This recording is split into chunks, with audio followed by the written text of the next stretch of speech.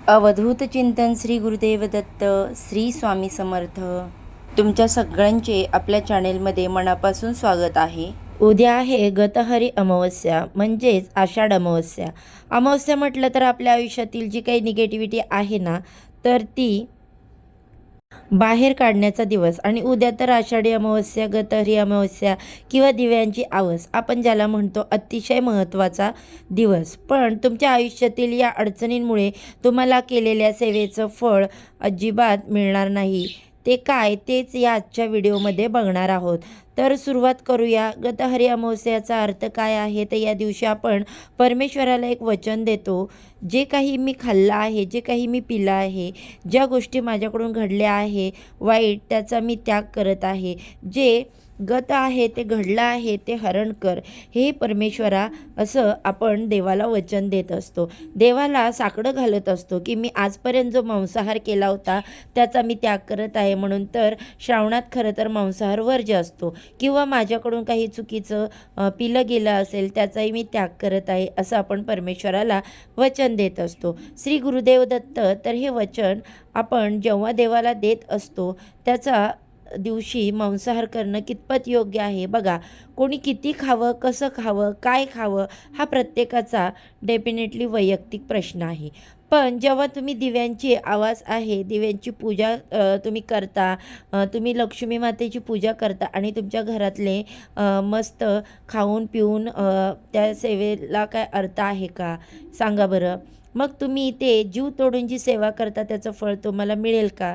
कारण गतहरी तुम्ही ते परमेश्वराला सांगताय की देवा, माझ्या घरातील ज्या लोकांनी मांसाहार, मद्यपान आतापर्यंत केलं आहे ते हरण करणार आहे, ते आता बंद करणार आहे. आणि त्याच दिवशी तुमच्या घरातले सगळे खाऊन पिऊन होतात किंवा तुमच्या घरात मस्त पार्ट्या चालतात. गतहरी अमावस्या फक्त दिव्यांची पूजा करणं, दिवा ओवाळणं म्हणजे दिवे स्वच्छ करून त्यांची पूजा करणं नाही, तर हा दिवस लक्ष्मी प्राप्तीचा पण आहे. होय, आषाढी अमावस्येला लक्ष्मी प्राप्तीच्या ज्या कोणी सेवा करताना तर त्याच्या घरात अखंड लक्ष्मी प्राप्त होते. आता लक्ष्मी प्राप्तीची काय सेवा आहे, तर या संदर्भातले व्हिडिओ आपल्या चॅनेलवर दिलेले आहेत, नक्की बघा. म्हणजे तुम्हाला मदत होईल. या दिवशी काही गोष्टी आहे ज्याचं पालन करणं महत्त्वाचं आहे. तर सगळ्यात आधी हेच, मांसाहार करायचा नाही. अगेन बघा, ताई मी नाही करणार ग, पण घरातले करतील, खातील, तर मी त्यांना करून देऊ का? तुम्हाला आधी सांगितले की तुम्ही परमेश्वराला ते सांगताना जे खाल्लं आहे त्याचं हरण होऊ दे, जे काही वाईट घडलं आहे त्याचं हरण होऊ दे. आणि तुम्हाला बघा, देवाला सांगता हरण होऊ द्या आणि देव, आणि त्याच दिवशी तुम्ही तुमच्या घरातले ते बनवतात जातं मटण वगैरे, मांस. तर मग हे कसं काय हरण होईल? असो, माझं काम आहे तुम्हाला सांगणं.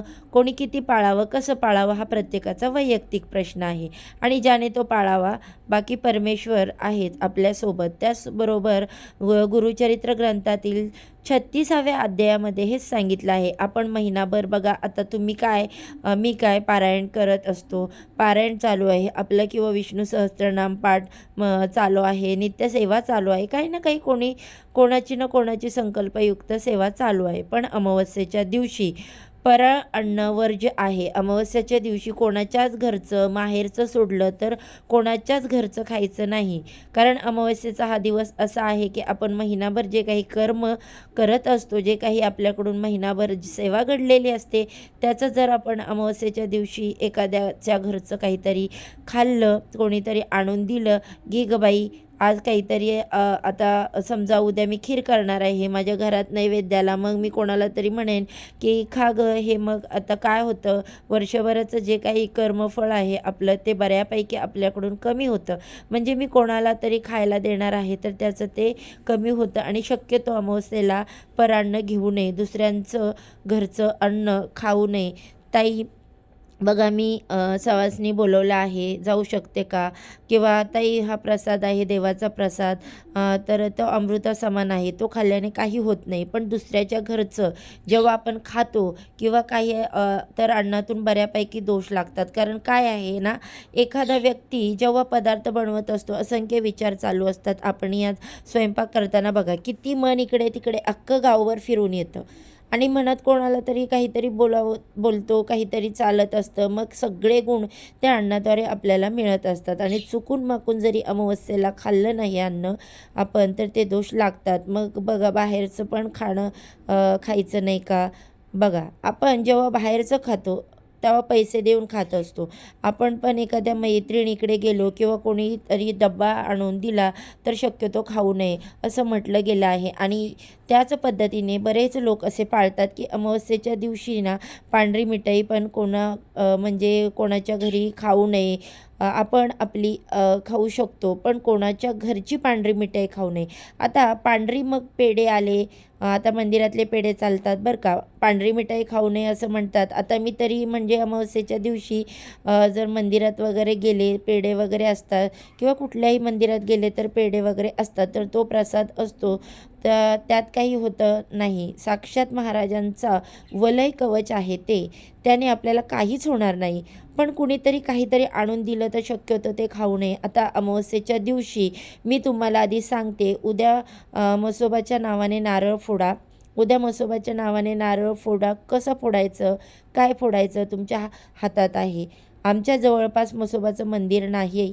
मग फक्त म्हसोबाच्या नावाने घरात प्रार्थना करा की हे म्हसोबा महाराज, मला तुमचं मंदिर माहीत नाही, पण तुमच्या नावाने मी हा नारळ फोडत आहे. तो नारळ फोडून तुम्ही वाहू शकता किंवा प्रसाद घरच्यांनी खाऊ शकता. कारण उद्या म्हसोबाच्या नावाने नारळ का फोडला जातो याचं कारण मी तुम्हाला सांगितलं आहे की आपण जो रहदारीचा रस्ता आहे ना, तर तो रस्ता आपल्याला कधी किंवा कुठलं वाईट अपघात, संकट आपल्यावर येऊ नये आणि ते आपले रक्षण करत असतात, ते आपलं संरक्षण करत असतात.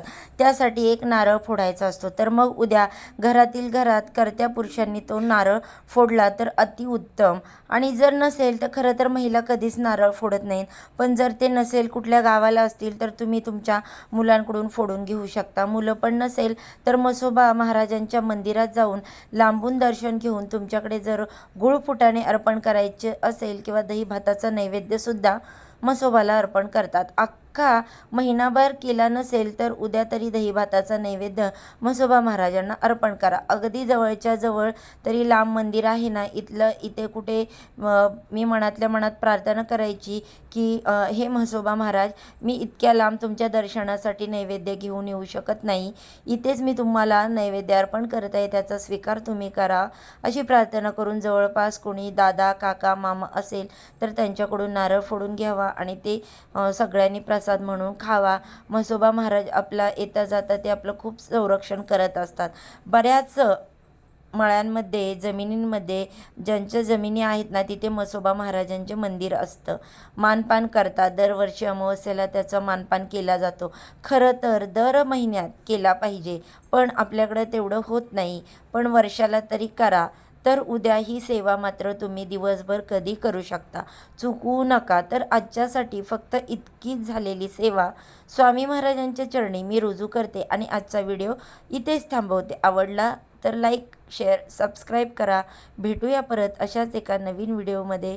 सर्वांना श्री स्वामी समर्थ.